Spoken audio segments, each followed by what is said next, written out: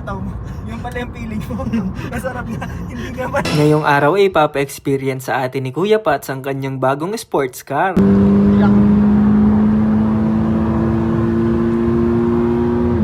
Boss, hanap ako ng preno din sa baba, ha? Para may sarili akong preno. I-handbrake ko to!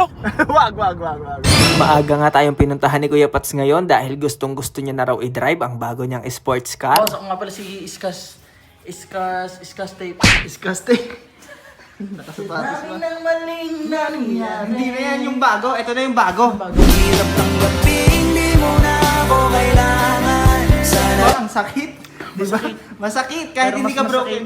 pag tinira sa pag...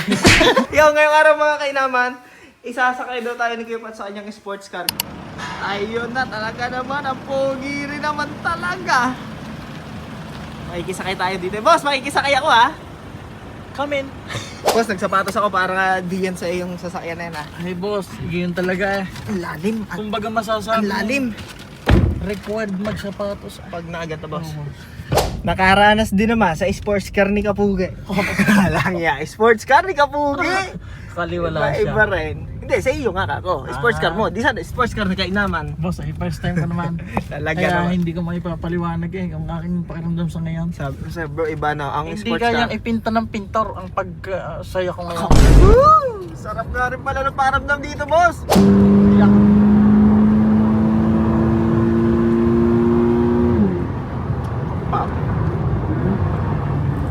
Ayaw magsasakyan. Hindi mo Ayaw mag-drive. Hirap ah. na ano lang ako yung bakit to eh. Boss, hanap ako ng preno din sa baba, ha?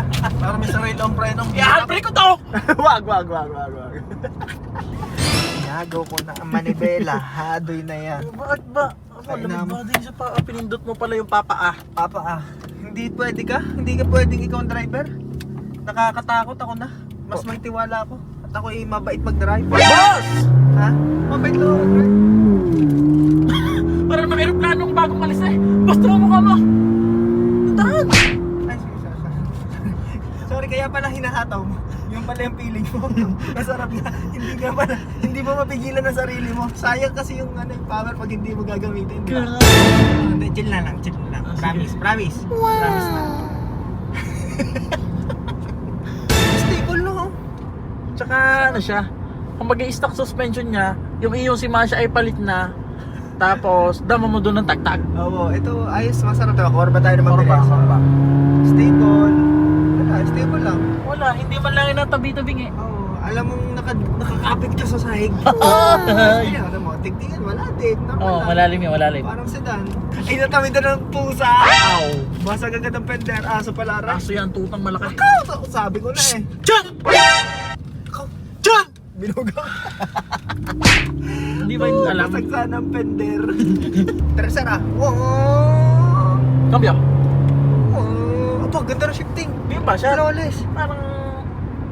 Oh, wag kayo kasi mag-paddle shift. Wag mo, hindi yung ibinabalik ang minor. Pag ikaw kasi nagpa-paddle shift, sabi niyan, heng, bibitaw ka bago ikambyo. Ginawa mong motor. Idiin mo lang, kasi kambyo. Tanga. Yan na. Ayun, at dito nga kami dinala ng tadhana kay Kuya Obet, ang ating mekaniko. Yan, andyan si Masha. Para ipacheck na rin itong nabili ni Kuya Pats na BRZ. Ayun, sa mga nagtatanong nga din sa ating sports car, ayan na ho siya, puno na ng alikabok. Medyo matagal-tagal pa natin maiilabas aring si Masha. Gawa na nga abutin talaga ng ilang buwan ang gawaan sa kanya. Unang-una dahil matagal order ng pyesa dahil galing pa itong Germany. Isa pa ay nag-iipon-ipon pa rin tayo dahil medyo napakamamahal ng mga pyesa ng mga ganitong Porsche.